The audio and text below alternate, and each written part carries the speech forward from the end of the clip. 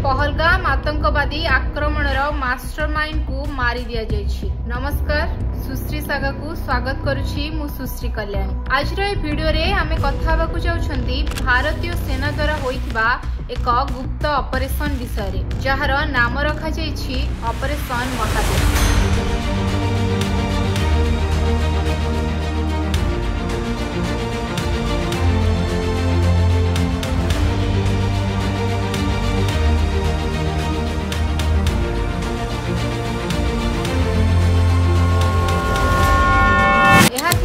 पहलगाम आतंकवादी आक्रमणर प्रतिशोध 2025 एप्रिल 22 तारिख रे काश्मीर पहलगाम ठारे घटिथिला एक भयंकर आतंकवादी आक्रमण, जेउथिरे 26 जन निरपराध भारतीय नागरिक मृत्युवरण करथिले। एहा परे प्रतिशोध नेबा पई भारतीय सेना आरंभ करथिला एक गुप्त मिशन, जहार नाम रखिथिला ऑपरेशन महादेव। एही ऑपरेशन पई भारतीय सेना, सीआरपीएफ, राष्ट्रीय राइफल्स और जम्मू काश्मीर पुलिस 14 दिन धरी गुप्त तथ्य संग्रह करुथिला। चाइनीज मेड कम्युनिकेशन सेट द्वारा आतंकवादी मानक जोगाजोग ट्रैक करा जायथिला। अंतर्गत तथ्य और स्थानीय नोमाड लोकंकर मध्य सहयोग मिलिथिला।